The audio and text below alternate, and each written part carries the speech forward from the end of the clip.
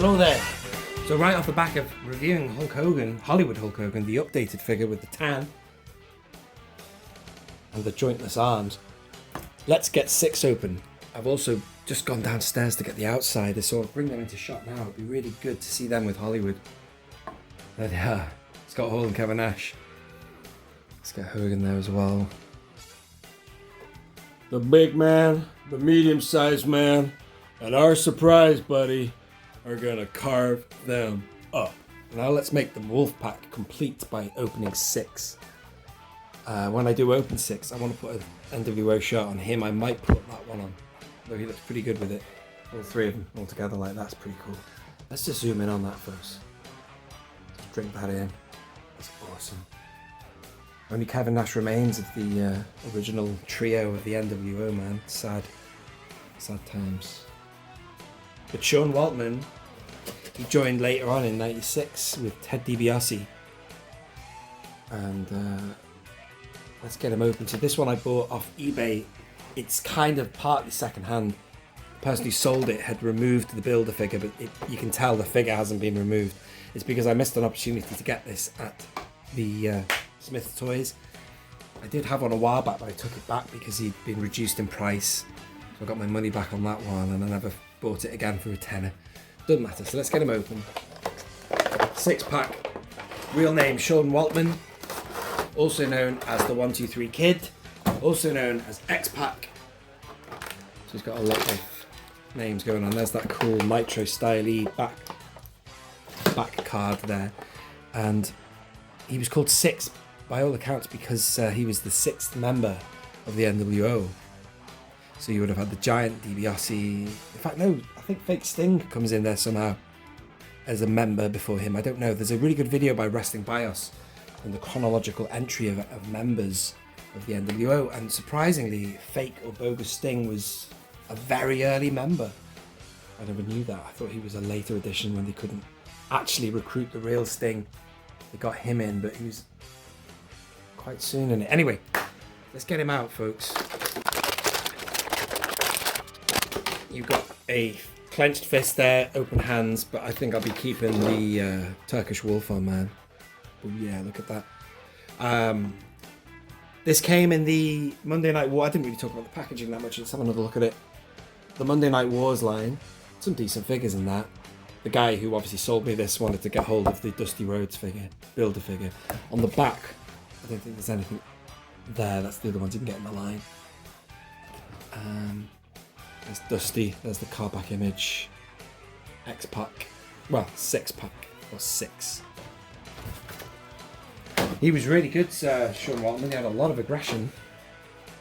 He got into the face of a few people, like it was a big feud with Ric Flair, but JJ Dillon, really great shoots almost with him and the Horseman. Let's get the camera in focus. So what can we do with this figure? Probably not as much as the Ultimate Editions, but still pretty cool. And that's a really good head sculpt. Underrated figure. This was reduced down to £7, but you couldn't. It wasn't in stock, so I don't know why they had it advertised. But that is such a good head sculpt. That's Syxx. I've got a cruiserweight belt downstairs as well. If you remember, I opened Eddie Guerrero not long ago, and he came with the cruiserweight belt. I might actually give it to Syxx, so you've got the whole crew rocking some gold. But pretty cool, man. It's a bit like the Bret Hart in a way. There's, multiple articulation points, but it's just a little bit more. These are very fluid, these figures, the Ultimate Editions. It's a bit more. These are a bit more. What's the word? Rigid. That's pretty cool. Like that. Right, I'm going to get an nWo shot on him. Will you bear with me, please, ladies and gentlemen? Oh, that's what Hogan would look like if he'd ripped it, by the way. You can do that. You can pose him like that. Right, let's get it off. And don't forget, I've got that Savage downstairs as well. And he would go very nicely with this crew. I'm building up a nice little nWo army here. Great stuff. Let's just give this a try. I'm just going to pop that head to make it a little bit easier. The one in the background looks a little big on Scott Hall. It depends on how you have his body, but fits perfectly on Nash. Yeah, it's alright. I just know it's supposed to be on Hogan. That rip thing spoils it. I might try that at a later date, that one on him. Let me go and get that cruiserweight belt. Bear with me, folks. Alrighty, I've also gone and got Savage. Why not? Let's get the whole band together. See, he's got an nWo shirt. It's customized to him. Let's put him there. And here's the cruiserweight belt. Syxx won that.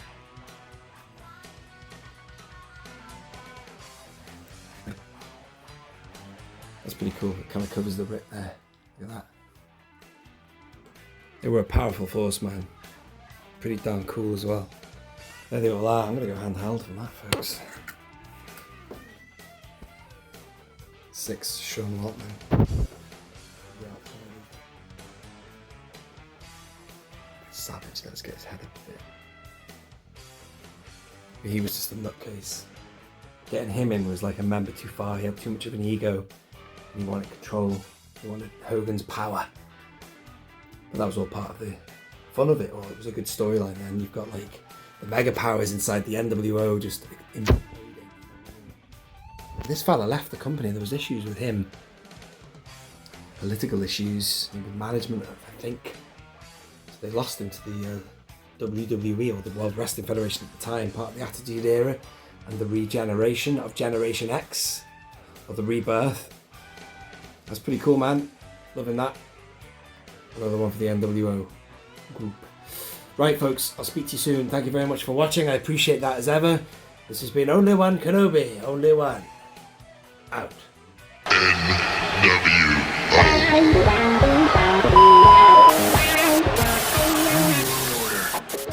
Hello there.